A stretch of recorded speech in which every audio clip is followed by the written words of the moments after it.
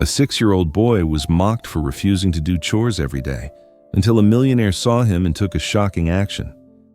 Lucas, 6 years old, stood trembling beside a broken-handled broom in the small grocery store. His old striped shirt was torn at the shoulder, his bare feet caked with dust. Outside the door, the neighborhood kids laughed out loud. "He's so lazy, never does chores, just hides all the time." The taunts pierced his ears, making Lucas's face flush red. He lowered his head, clutching the broom tightly, yet his eyes quietly drifted toward the road where a stranger had stopped to watch. That man was the millionaire who would change the boy's life forever. Maple Street. A small suburban lane on the south side of Pittsburgh sat tucked between rows of old brick houses. The narrow road was riddled with potholes rattling whenever a truck passed by. At a glance, the neighborhood looked unremarkable except for its poverty, but real estate whispers said, "If you sell a storefront here, it'll fetch a good price." Once development projects move in, the money will be no small thing. That was why the Anderson family's little house, which doubled as a grocery store, still clung to the street. A squat 2-story building, its first floor, converted into a makeshift shop with a faded red sign and flickering lights inside. To outsiders, it was just another struggling store, but to Lucas Anderson, it was his entire world. The boy stooped low, sweeping the layer of dust off the gray tile floor. His oversized black and white striped t-shirt slid off his shoulder, his cracked red feet pressing against the cold ground. Messy brown hair covered half his forehead, his pale young face drained from lack of sunlight. Lucas's lips moved, whispering like a prayer, "Dad will come back. Dad will come back and take me away."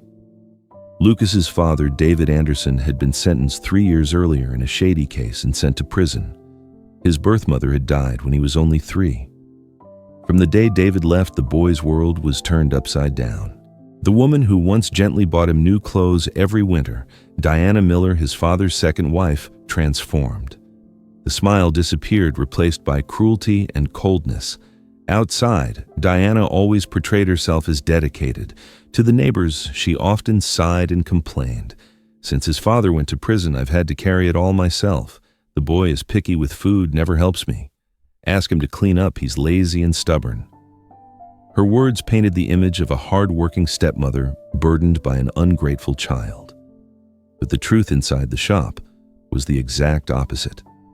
That afternoon, Ruth Brown, a 58-year-old neighbor, heavy-set a wool scarf covering her graying hair, passed by. A basket of vegetables weighed her arm down. Looking in, she saw only a little boy bent over, sweeping his tiny frame pressed against the doorway. Without paying further attention, she curled her lip and whispered to her companion, loud enough to slip through the half-open door. "That boy is impossible to teach, makes his stepmother work herself to the bone." Lucas heard every word. His ears burned. His hands tightened around the broom handle. He bent lower, sweeping harder as if trying to bury those judgments under the dust. Ruth moved on her eyes, flickering with hesitation, as if realizing she had spoken too quickly. From behind the chipped wooden counter, Diana emerged. A 34-year-old woman, tall and thin, with dark skin and a sharp-boned face. Her large eyes were cold, her narrow mouth and protruding teeth giving her a perpetual scowl. She wore faded jeans and a gray t-shirt, carrying the faint smell of cigarettes and coffee. Her voice hissed through clenched teeth. "Clean it properly. That corner's full of dust, don't you see it?" Lucas hunched his shoulders, dragging the broom toward the corner. Diana folded her arms, her eyes scrutinizing every move. "A good child knows how to do chores, remember that." She turned back toward the counter, glancing at a small notebook half hidden in a drawer. Its pages were smeared with red numbers crammed with crumpled receipts. Her fingers gripped the edge until her knuckles went white, then she snapped it shut. On the outside, she wore the mask of a caregiver, but inside, she was haunted by crushing debt. The bell above the door jingled. A regular customer, Mr. Harris in his 50s, stocky, wearing a worn gray cardigan, stepped inside. Instantly, Diana transformed a quick smile, her voice syrupy sweet. She bent down, laying a hand on Lucas's shoulder, speaking loudly for the customer to hear. This boy is so good helping his mother since he was little." Lucas dropped his head hair falling over his eyes. Mr. Harris frowned slightly but only nodded, bought a few items and turned to leave. Before stepping out, he hesitated, glancing back as though he wanted to say something but didn't. The door shut, and Diana's smile vanished. She leaned down, her rough fingers brushing against Lucas's cheek, her voice low and icy. "Don't think you can fool me. There's a pile of work left, get to it." Lucas said nothing. He lowered his head and kept sweeping.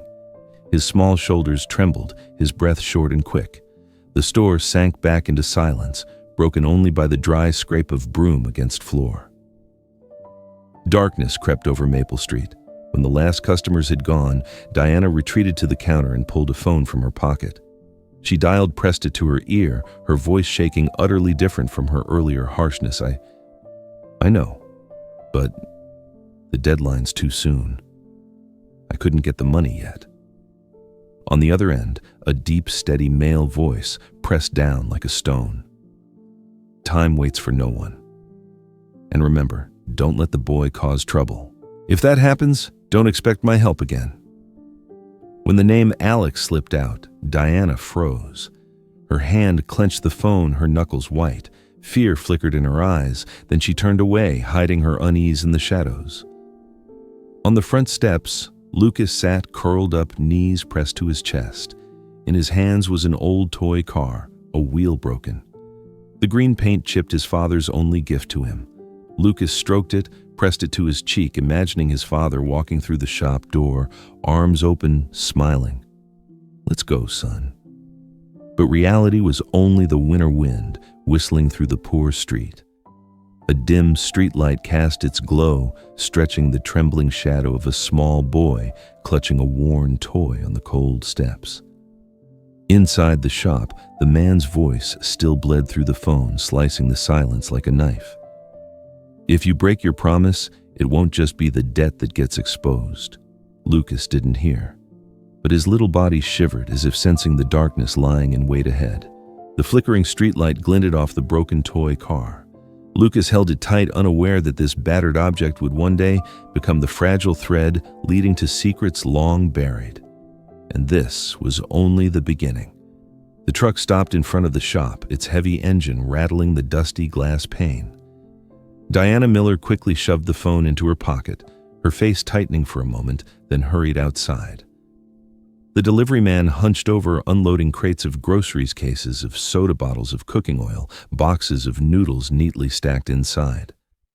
When everything was put away, he left behind a large box filled with empty glass bottles, cans, and jagged pieces of cardboard with peeling tape. The bottles clinked together, the sound sharp enough to raise goosebumps. Diana crossed her arms, her cold eyes flicking toward the boy standing near the counter. "What are you standing there for? Take this box over to the recycling depot by the gas station, trade it in for a little money. Hurry up!" Lucas flinched, bent down and hugged the box. His small frame wobbled under the weight, his thin shoulders trembling each time the bottles rattled inside. He had to hunch his back, stumbling as he walked, his cracked bare feet scraped raw by the sharp cardboard edges. The oversized striped shirt slipped off his bony shoulder, revealing his fragile frame. The road to the recycling depot was only a few blocks away, but the potholes made Lucas stagger even more. On the sidewalk, a group of kids gathered, their eyes lighting up as they spotted him struggling with the oversized box. They burst into giggles. One hunched his back, dragging an empty backpack, squealing, "Oh no, my back is breaking." Another threw himself to the ground, pretending to fall, wailing dramatically. Nasty whispers from the adults nearby cut through like knives. "Look at him, the son of a convict. Even his stepmother can't stand him." The group clutched their stomachs, laughing, pointing at Lucas as if he were some cheap sideshow. He bit his lip, his eyes brimming red, his head bowed. His cheeks burned with shame, his breath short and choked as though he were swallowing every mocking sound. The jeers trailed after him all the way to the gas station, where the peeling sign flickered under the harsh sun. A man sitting in a luxury car filling up his tank looked up, frowning as he caught the laughter. The noise faded as the children drifted off. The acrid smell of fuel filled the air. Lucas tightened his grip, dragging the box closer to the lot, but just then, his foot struck a loose stone. His small body pitched forward. A deafening crash echoed as bottles flew across the road, rolling and shattering. Shards of glass glinted coldly under the gray sky. Lucas collapsed in the middle of the mess, his trembling hands flying up to shield his face. His breathing came in gasps, his knees burning from scraping against the rough pavement. Passers-by glanced briefly and hurried on, not one of them stopping. The steady hum of the gas pump drowned out the silence. Diana stood with her arms folded, her cold eyes watching from the shop doorway. From behind the glass, she had seen Lucas dragging the box. Now, as the crash echoed again, she narrowed her eyes, flicked her coat aside, and strode out her boots, striking hard against the pavement. The moment she reached him, the mask of false sweetness vanished. Diana bent down, her icy gaze sweeping over the broken shards. The corner of her mouth curled as she nudged an intact bottle with her shoe, sending it rolling until it shattered against the concrete. Her voice sliced the air, each word like a lash. "You can't even handle one little job. Wasted all those bottles, now we can't get a cent for them. Don't expect dinner tonight." Lucas flinched, pressing his lips tight. His eyes blurred with tears as he bent down to gather the shards. His small hands, already swollen and red, fumbled helplessly. One piece slipped, slicing his thin palm. Dust clung to his skin, streaked with red burns. Passers-by paused for a moment, then looked away, walking on. No one intervened, not a single word of comfort. Only one man couldn't look away. At the edge of the gas station lot, a gleaming silver sedan stood still. Beside it, a middle-aged man leaned against the car. He wore a tailored blue suit. His salt and pepper hair neatly cut his handsome face, shadowed by a deep sadness, like an unhealed scar. In his hand was a steaming cup of coffee. Adam Carter, about 50, a successful businessman, had only planned to stop by the cafe across the street to meet a partner. But from the moment before, he hadn't taken his eyes off the boy. He had watched Lucas stumble with the box down the broken road, heard the taunts and the cruel whispers. The son of a convict, the stepmother who hates him. Adam's grip tightened on the coffee cup, the liquid sloshing close to the rim. He guessed immediately that the tall, gaunt woman with the cold stare was the boy's stepmother. When Lucas collapsed among the glass shards, Adam saw himself as a child growing up in poverty, despised by a stepmother enduring life's cruelty and neglect. The scene before him was like a mirror, awakening memories that had never slept. A wave of empathy surged, tangled with smoldering anger. Lucas clutched the empty box, trembling, his voice a broken whisper. I'm sorry. I didn't mean to." Tears welled his face, a mixture of pain and fear. His small hands throbbed with scratches, but Lucas knew these wounds were nothing compared to the fury waiting for him at home. Fear filled every breath, heavier than the sting of glass cuts. Diana stood tall, smoothing back her bun, her face calm as though none of this concerned her. People still hurried past, their eyes sliding away, leaving the boy sitting amid the shattered mess.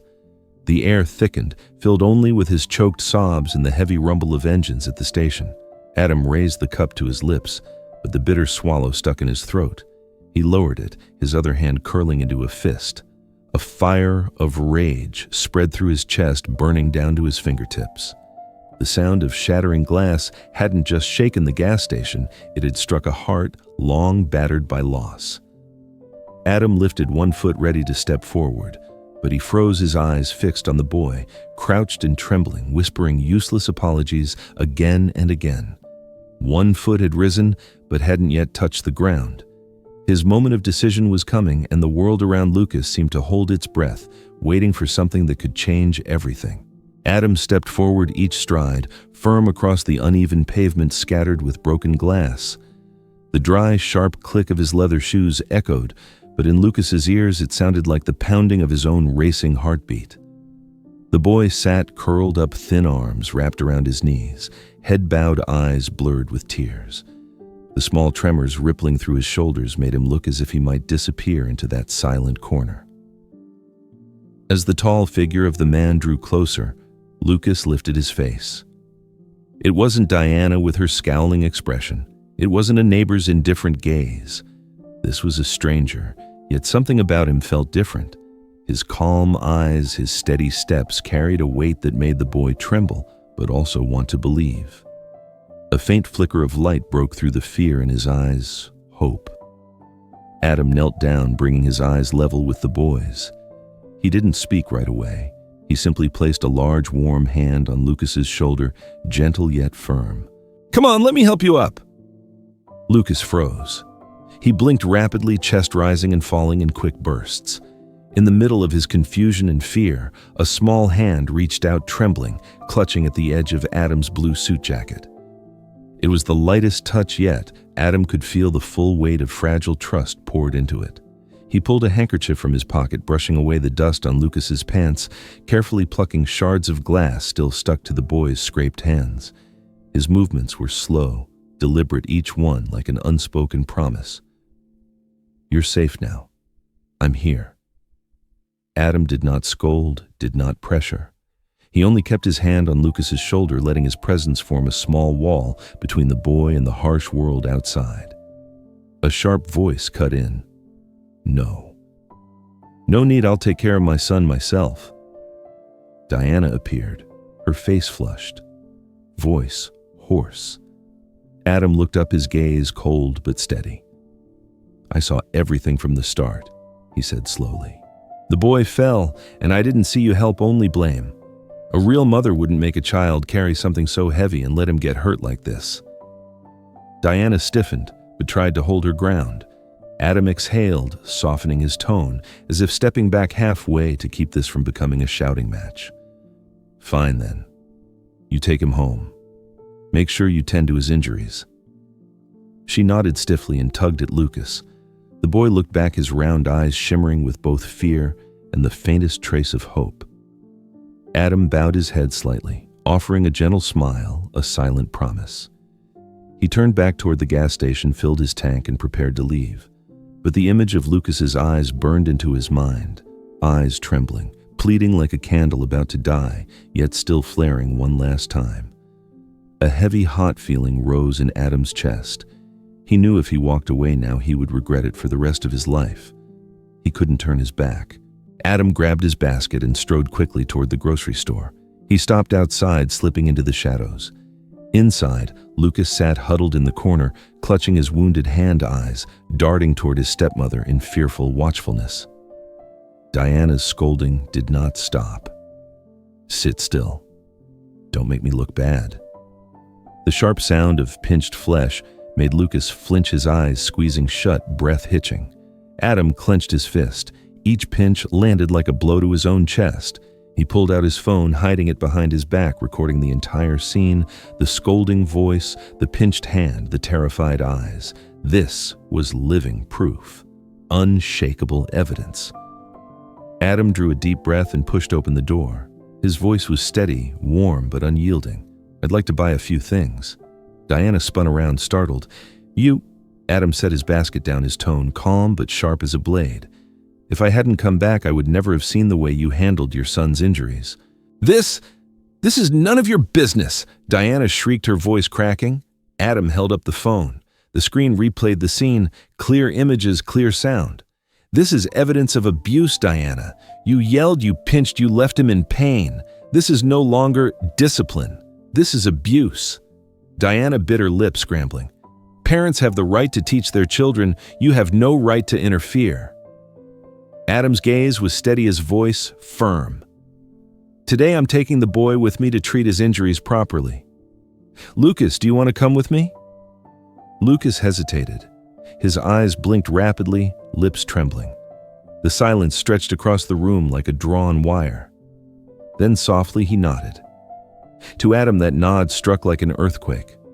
A 6-year-old child, small, trembling, yet still brave enough to choose to leave the place that hurt him. Adam bent down, smiling gently, speaking with quiet conviction. "All right. We're going." "You're forcing my child." Diana screamed, her voice breaking. Adam didn't argue. He tossed a business card onto the counter, his tone decisive. "Call me if you want. I'll take responsibility." Lucas's hand clutched his tightly. The small palm, sweaty but strong, squeezed hard. Adam lifted the boy into his arms, striding toward the door. Lucas looked back at Diana one last time. His eyes still held fear, but within them glimmered a fragile spark of defiance. For the first time, he dared to believe he could resist. Adam tightened his hold around the small body. No more words were needed. With his actions alone, he declared, "You are not alone." They left the grocery store. Behind them, Diana's shrieks rang sharp and shrill, but distance quickly swallowed them. Outside, the wind brushed against their faces, the road stretching open ahead. In Adam's arms, Lucas closed his eyes and let out a breath as if he had just escaped a nightmare. And Adam knew this was only the beginning. The quiet battle against domestic abuse had just begun, and he would never turn away. The clinic door swung open, and a chill tinged with the smell of antiseptic swept out, seeping into every breath. Harsh, fluorescent light glared down on the tiled floor, making the place both spotless and stern, the kind of world children often feared. Lucas sat, huddled on the bench, his small legs dangling, eyes red and swollen. He clutched his battered toy car, tightly clinging to that last fragile scrap of safety. A gentle voice broke the tension, soft enough to ease the trembling in him. "It's all right, sweetheart. I'll be gentle." It was Dr. Lewis in her 40s, small-framed with neatly tied brown hair. Her face was kind, her eyes patient, the look of someone who had worked for years with timid children. She sat down at his level, holding out a gauze pad soaked in disinfectant. "It'll sting just a little, then it will feel better." Lucas looked toward Adam, his gaze a mix of fear and expectation. Adam nodded, his steady eyes like an anchor. The boy shivered but stretched out his leg, revealing a raw scrape running red across his shin. Every drop of blood seemed to tell a story he had never dared to voice. Throughout the cleaning and bandaging, Lucas stayed silent. He only bit his lip, enduring the sharp sting of medicine. His small shoulders curled inward, as if trying to vanish. Adam stood nearby, his hand tightening, then loosening, holding back the storm of anger building inside. He stepped out into the hallway, pulled out his phone, and spoke in a low, resolute tone. "This is Adam Carter. I just recorded a woman abusing her stepson. I'll send the video right now, and I'm ready to testify as a witness." He hit send, and the screen flashed. File successfully shared. Minutes later, a social worker's voice came through, firm yet laced with compassion. "This is important evidence. We'll immediately remove the boy from his current guardian. By procedure, he would normally be placed in foster care. But given your reputation and the foundation you run, I'll recommend to the court that he be allowed to stay with you under supervision." Adam gazed through the lit doorway where Lucas still sat motionless like a shadow.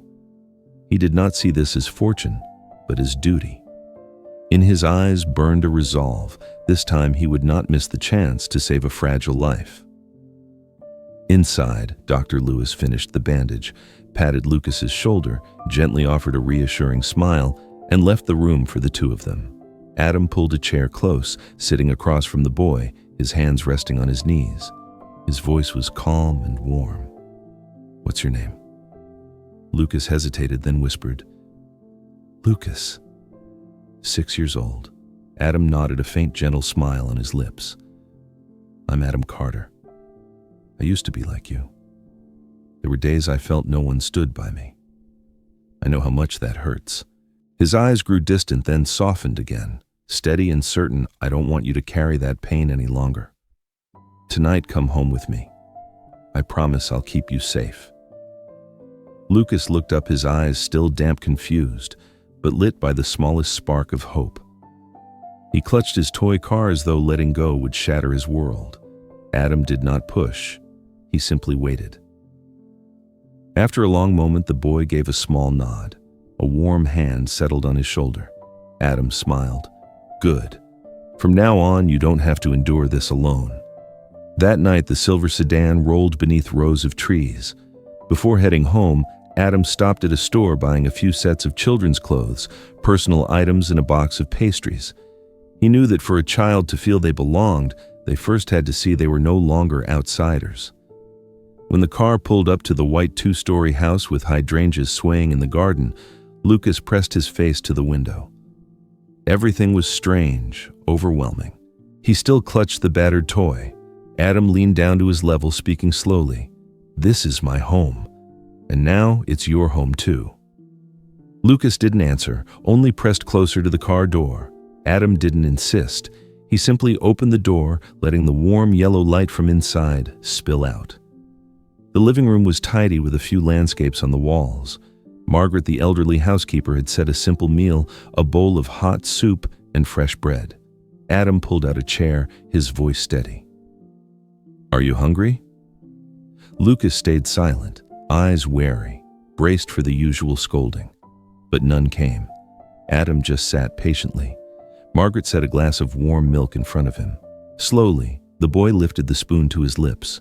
The sweet warmth spread through him, making his eyes brighten. How long had it been since a meal wasn't cold? How long since he had felt full in peace? Each spoonful softened his thin face with surprise and wonder. From time to time, Lucas glanced at Adam as if to be sure this kindness was real. When the bowl was nearly empty, Adam said gently, "Once you've eaten, I'll take you to bathe and change. I bought some clothes for you. They're waiting in your room." Lucas looked up, crumbs still at his lips, eyes wide. A warm meal, new clothes, a room of his own, things that had always felt like luxuries suddenly within reach. He gave a small nod. Adam led him upstairs. The little room opened up a bed with pale blue sheets, a nightlight shaped like a star, and neatly folded clothes in the dresser. "This is your room. If you're not used to it yet, you can lock the door. I'll leave food at the door. You can take it when you want." Lucas lowered his head, silent. Adam closed the door softly, leaving the boy his own space. Meanwhile, back at the grocery store, Diana slumped to the floor. A cigarette shook in her hand, smoke curling into the dark. On her phone screen, the video Adam had sent played clearly, her slapping Lucas, his muffled sobs. Each replay squeezed her chest tighter. "Damn it!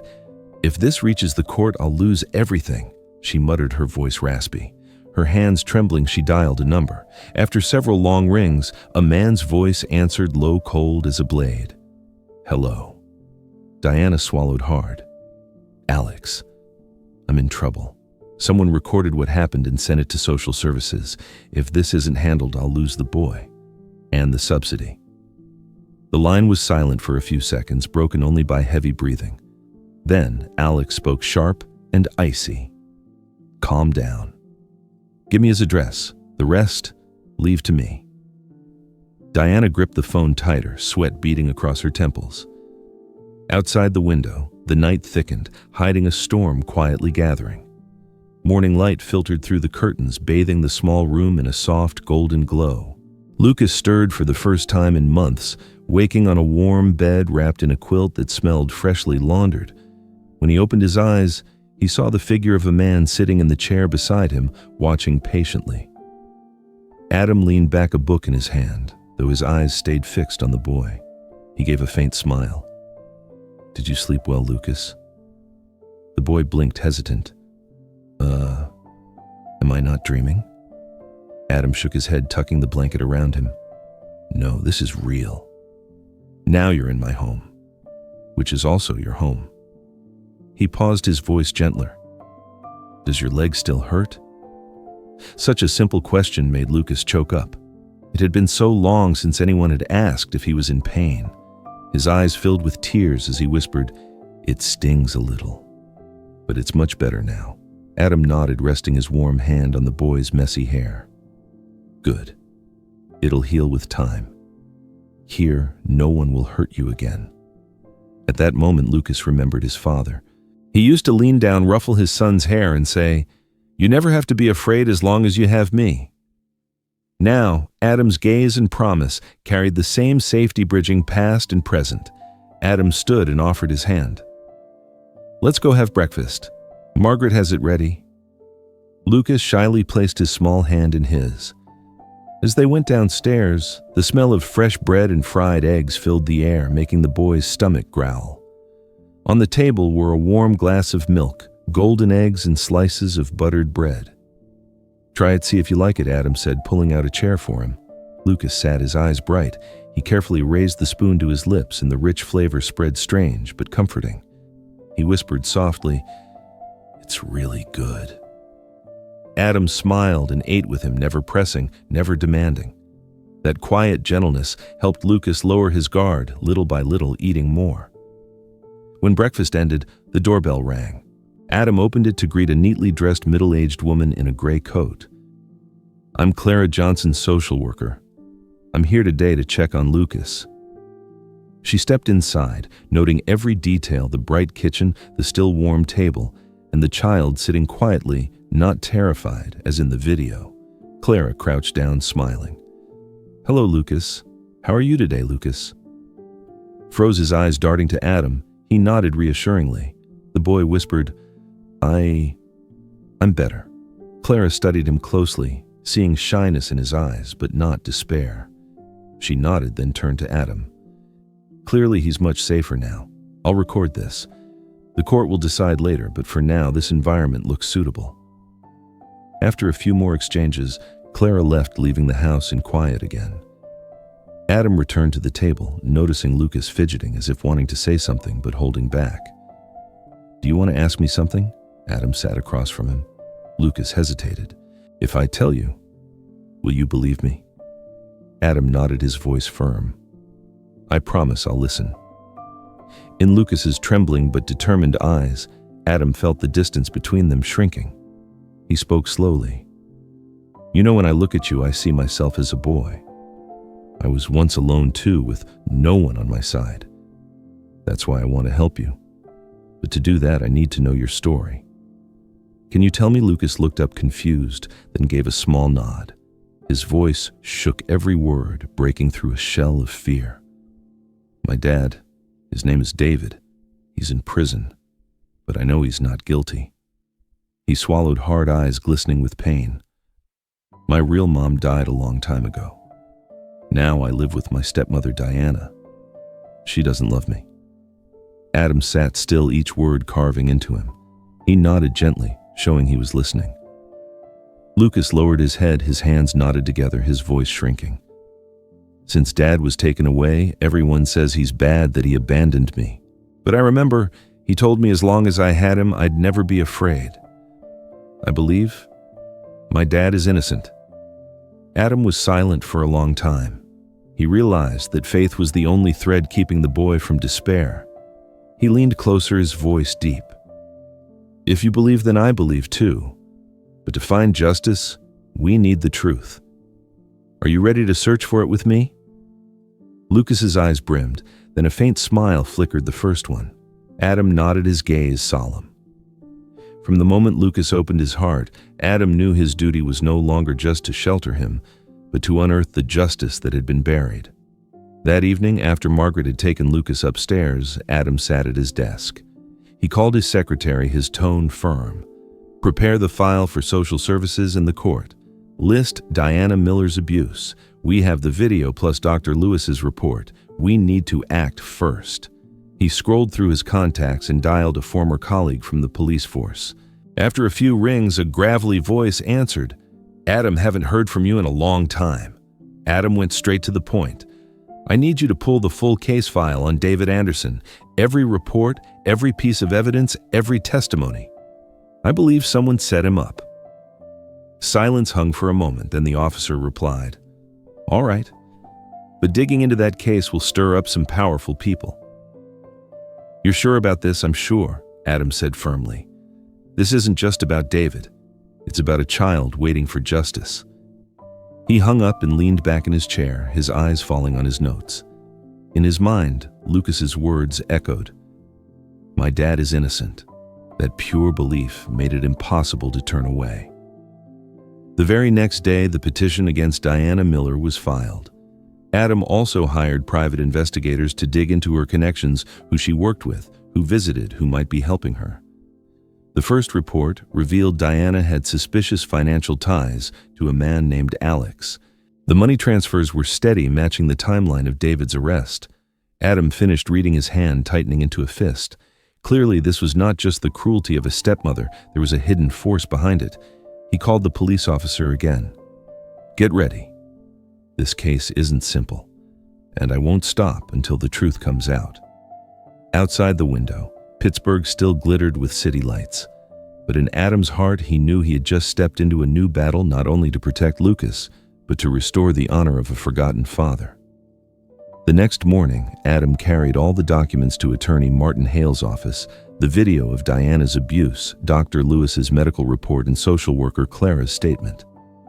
Martin arranged each sheet, tapping lightly on the desk.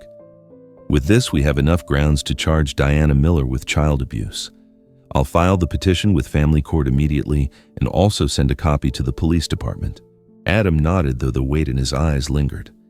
Accusing Diana was only the beginning. What he wanted was the truth about David Anderson's case. That afternoon, he met Lieutenant Collins, an old friend, at a cafe in downtown Pittsburgh. Collins carried a file folder dusted with years of neglect. "This is the case from 6 years ago. David Anderson was arrested for embezzlement and bribery. The evidence included accounting papers and fingerprints. The trial wrapped up very quickly." Adam turned each page, noticing glaring irregularities, evidence without official seals, a witness who later retracted testimony. He looked up. "What do you think?" Collins sighed. "I remember rumors that David was framed, but no one dared touch it because of one name, Alex. He's connected to some big players in real estate." That name made Adam narrow his eyes. The night before, investigator Daniel Ross had also reported suspicious financial dealings between Diana and a man named Alex. The pieces were beginning to fit together. Adam spoke slowly. "I need you to reopen this case. If that's not possible, at least give me a copy." Collins hesitated. "This could ruffle a lot of feathers. But for the boy's sake, I'll try." After the meeting, Adam called Daniel. "Focus on 2 tracks. 1, monitor Diana's finances and connections. 2, find evidence that Alex interfered in David's case. Work quietly, don't let them notice." Daniel answered briefly. "Understood. I'll start with her recent bank transfers and phone records." At the same time, Martin Hale officially filed the abuse charges in family court. Social services issued a notice summoning Diana for questioning. The process unfolded properly and by the book. But Adam knew the truth wasn't just in the files. It lay hidden in the shadowy ties between Diana and Alex. He would have to walk both the lawful road and the darker one. That night, Adam watched the camera feed in Lucas's room, the boy sleeping peacefully. He clenched his fist. "I will bring everything to light, not just to protect him, but to restore the honor of the father he still believes in." The next morning, a police officer knocked on the door of Diana's small grocery, handing her an envelope summoning her to the station. When she saw the words, "Charge child abuse," her hands shook.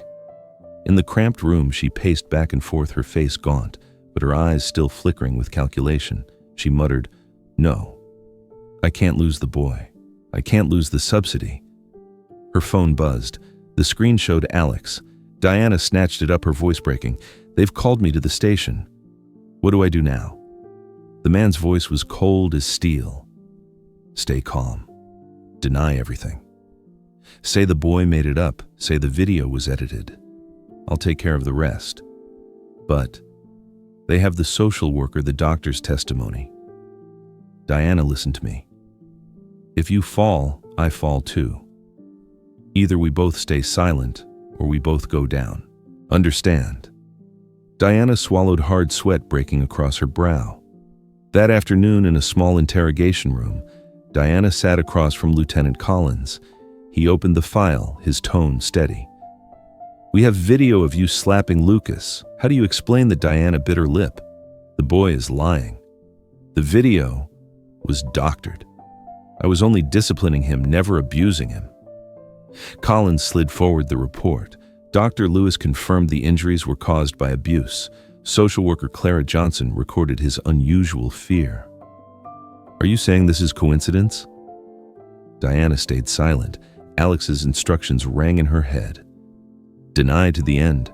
She lifted her chin, her voice sharp. "This is a plot to smear me." Collins folded his arms and sighed. He knew her type, cling to denial, counting on someone powerful behind her.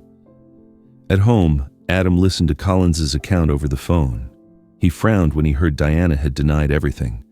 She wouldn't be this confident unless someone was backing her. "Alex is already at work." That night, Daniel sent a new report. Diana had contacted Alex repeatedly, before and after receiving the summons, along with suspicious bank transfers, large amounts of money. Adam read each line, a chill creeping down his spine. Alex wasn't just David's old enemy, he was pulling Diana's strings like a puppet. His phone buzzed. A blocked message appeared. "Stop now, Carter."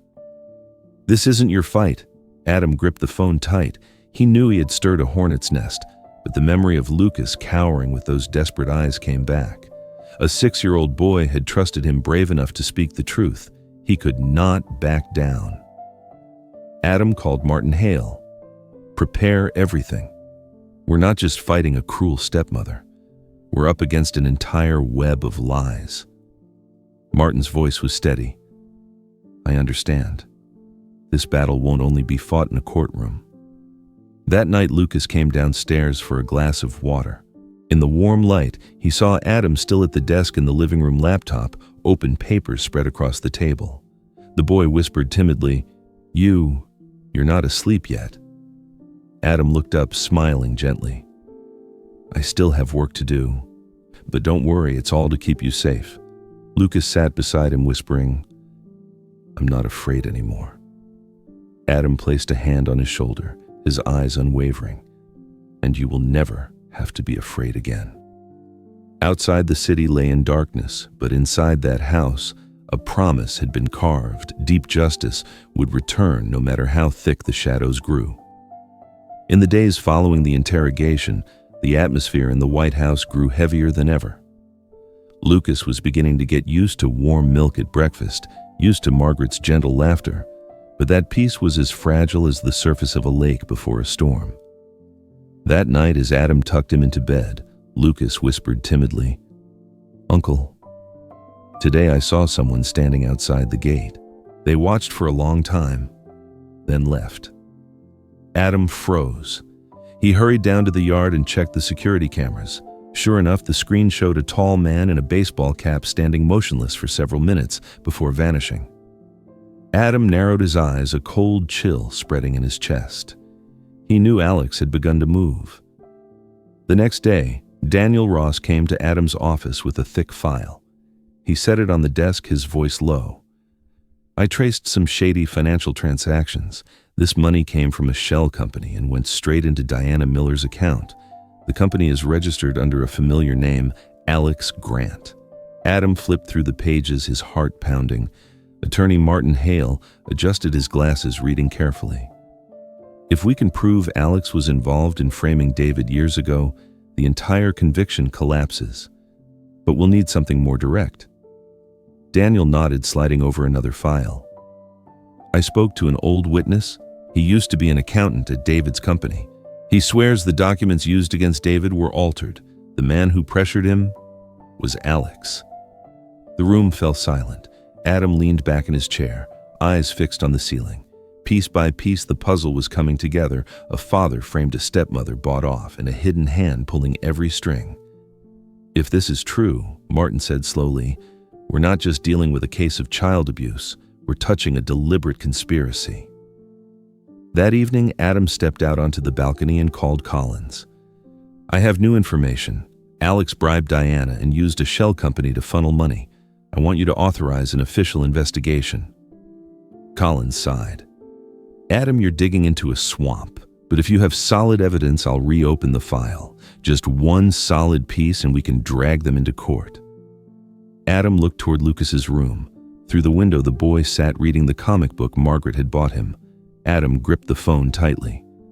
"Then I'll find that piece." Late that night, Lucas woke suddenly to a noise outside his window. Shaking, he pulled back the curtain. A black car was parked at a distance, its headlights flashing briefly before going dark. His heart thumped wildly. But when he turned, he saw Adam standing in the doorway, eyes steady. Lucas's fear eased. "It's all right, son," Adam said softly. "I'm here." Those words were like an invisible shield. For the first time in years, Lucas believed he was truly protected. 2 days later, Daniel called Adam urgently. "I found an old document in David's company archive. It was once marked missing, but it had only been misfiled." Adam and Martin went straight there. In the dusty archive room, Daniel opened a battered cardboard box. Inside was the original set of accounting records untouched. The shock was immediate on the originals. There were no fingerprints from David. Instead, a different name appeared, Alex Grant. The three men stared at each other, speechless. This was the piece they needed. Adam clutched the file, relief and fury surging together. He knew the battle ahead would be brutal. But now they had their first real weapon to overturn the lies. Outside, the sky darkened with rain. Thunder rolled, heralding the storm to come. As Adam left the archive, his phone vibrated.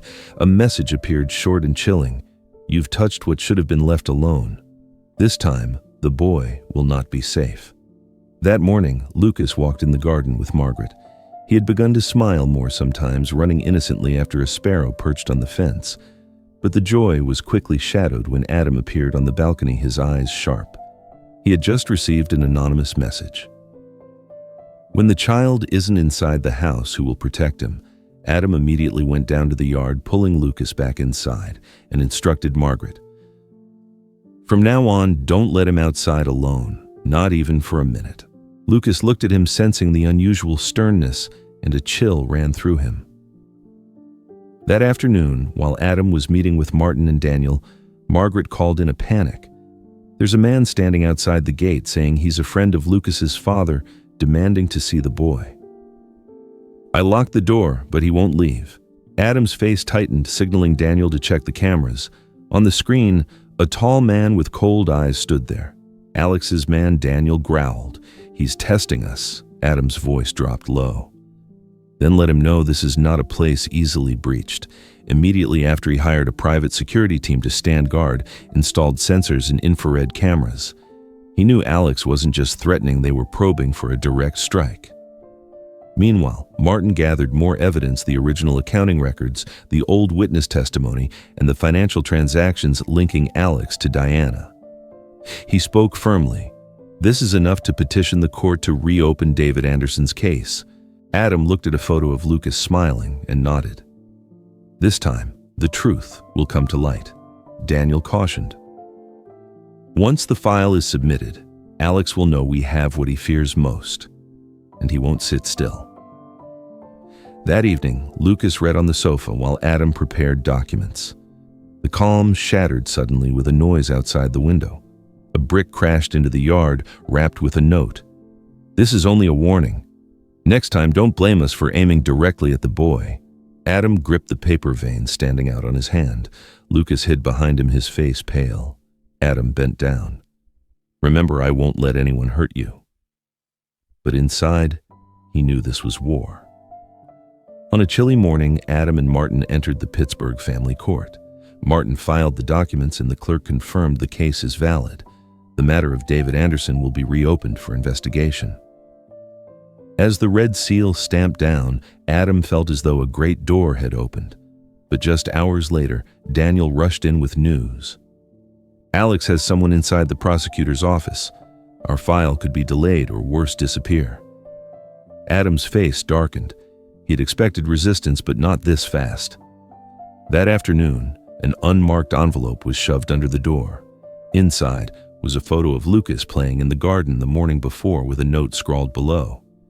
"We always know where he is." Adam clenched it, then tucked it away, smiling to reassure Lucas. The boy looked up and asked softly, "Am I bothering you?" Adam placed a hand on his shoulder. "No. You are the reason I have to be stronger." Late that night in Martin's office, the three of them spread out Alex's web of connections. Daniel pointed to a sheet. "Harold Jenkins, prosecutor, he's Alex's man. He'll stall the case." Martin slammed the desk. "Then we need proof he took a bribe." Adam's voice was steady. "Leave that to me. Alex thinks he controls everything, but this time he'll expose himself." The next morning, Adam drove Lucas to his temporary school. A black SUV tailed them. In the rearview mirror, Adam saw two men inside. Calmly, he turned onto a crowded street and pulled up at a police station. The SUV spun around and fled. Lucas clutched his hand, trembling. "They want to take me, don't they?" Adam met his eyes. "No, they're only trying to scare you. But remember, I won't let anyone touch you." Lucas nodded, believing for the first time that he wasn't alone anymore. That night, just as Adam was about to shut down his laptop, the sound of shattering glass rang out. A flaming Molotov cocktail exploded in the living room. Lucas Adams shouted, racing upstairs. Margaret pulled the boy outside. Adam smothered the fire with a coat just as a bullet shattered the window lodging in the wooden frame nearby. Outside, an engine roared and the black SUV sped into the night. Adam lifted his head, eyes blazing in the red glow. They weren't threatening anymore. This was an attack. Police sirens wailed across the neighborhood. The White House became a crime scene. Yellow tape stretched across investigators photographing shards of glass and burn marks. Lieutenant Collins spoke grimly. "This is attempted murder. We're opening a special investigation targeting Alex Grant and his associates." Adam tightened his grip on Lucas's trembling shoulder, silently vowing, no one will ever take his trust away again. A week later, the family courtroom was packed. Martin stood tall with a thick file, original documents, witness statements, shady financial records. Across the aisle, Alex Grant wore a black suit, calm to the point of coldness. Diana sat, hunched, her face-drawn hands clenched. The judge struck the gavel. The case of David Anderson is hereby reopened. Martin presented evidence shows the original conviction was manipulated. The documents used against David were altered. The originals bear no fingerprints of his. The prints belong to Alex Grant. The courtroom erupted. Alex adjusted his tie with a smirk. His attorney retorted, "This so-called evidence could be fabricated." Martin countered, "Then let's hear the next witness." He gestured. Lucas entered, gripping Adam's hand. He climbed into the witness chair, his legs dangling, but his eyes steady. The judge's tone softened. "What's your name, child?" I'm Lucas Miller," Martin spoke gently. "Lucas, can you tell the court about your father?" The boy swallowed, then said, "My dad never did anything wrong. He always told me, you never have to be afraid as long as you have me." The day the police came, he was still holding me, telling me to stay calm. He never tried to run. The man who came to our house then was Mr. Alex. Alex flinched, his eyes darkening. Collins added, "We have evidence Alex Grant was at the Miller home just before the police raid, but the old case files were suppressed." Murmurs rippled through the courtroom. The judge struck the gavel again, then declared sternly, "With new evidence and witness testimony, the court will consider overturning David Anderson's conviction and will open a criminal investigation into Alex Grant and his accomplices." The sound of the gavel tore through years of silence. Alex sat still, lips curling into a cold smile. He whispered to his attorney, a flash of malice in his eyes. Adam caught that look, a chill running through him. He knew Alex would not wait for the final verdict. Cornered, his retaliation would be even more ruthless. As court recessed, Adam held Lucas's hand in the hallway. His phone buzzed. On the screen, a live video appeared, a man bound in a dark room, blood trickling from his forehead. Alex's voice came through, icy, "Your justice will come at a price. This is the peace I've kept from the beginning." The phone screen flared to life. In the live video, a middle-aged man sat on the floor of a dark warehouse, hands tied, blood running down his forehead. Adam recognized him instantly. Robert Green, the former accountant, the key witness who had just promised to testify against Alex. Alex's voice cut through, harsh and sharp like a blade. "If you want him to live, Carter, withdraw your case now. Is your justice worth the price of a man's life?" Adam's grip on the phone tightened, veins standing out. Lucas, standing close behind, saw the scene and began to tremble. But this time, the boy did not cry. Instead, he clenched Adam's hand tightly. "Uncle, don't give up. My dad needs justice." That young but steadfast look jolted Adam awake. He turned to Daniel and Collins, his voice resolute. "We must both protect the witness and keep the trial going. We can't let Alex pull the strings any longer." A plan was set in motion quickly. Daniel traced the video signal, locating it at an abandoned warehouse on the outskirts of town. Collins immediately mobilized the SWAT team. Meanwhile, Martin held Alex in court, cleverly requesting recesses to buy time and keep suspicion low. Adam decided to join the rescue mission himself. Before leaving the house, he knelt down to Lucas's level, his voice deep yet warm. "You'll stay here with Margaret and the police guard. Remember, you gave me the strength to see this through." Lucas squeezed his hand, whispering, "I believe in you." Night fell as the convoy of police vehicles sped out of the city. At the warehouse, flashlights swept across the darkness, the sound of rifles being loaded echoed. Collins gave the signal, "Positions." A muffled blast blew the door open and the SWAT team stormed inside. In the corner, Robert Greene sat bound, gagged, eyes wide with terror. Two of Alex's henchmen were taken down before they could react. Adam rushed forward, untying him and catching his trembling body. The man choked out, I thought I wouldn't survive." "You will, and you will tell the truth," Adam said firmly, gripping his shoulder. The next day, the trial resumed. The courtroom was packed, tense as ever. When Robert Greene entered under police escort, a collective gasp rose. Taking the witness stand, his voice still shaky but clear, he declared, "It was Alex Grant who forced me to alter the books to plant false fingerprints that framed David Anderson. If I refused, he threatened my family." His words fell like a hammer. Martin immediately presented corroborating documents proving that Robert's testimony matched the original records found. The judge struck the gavel hard, his voice ringing. With this evidence and witness testimony, the court declares the previous conviction of David Anderson is overturned. Mr. Anderson is hereby exonerated. Furthermore, Alex Grant will be prosecuted for falsifying evidence, indirect abuse, and conspiracy to commit murder. In the courtroom, Alex shot to his feet, shouting, "You think justice wins? No.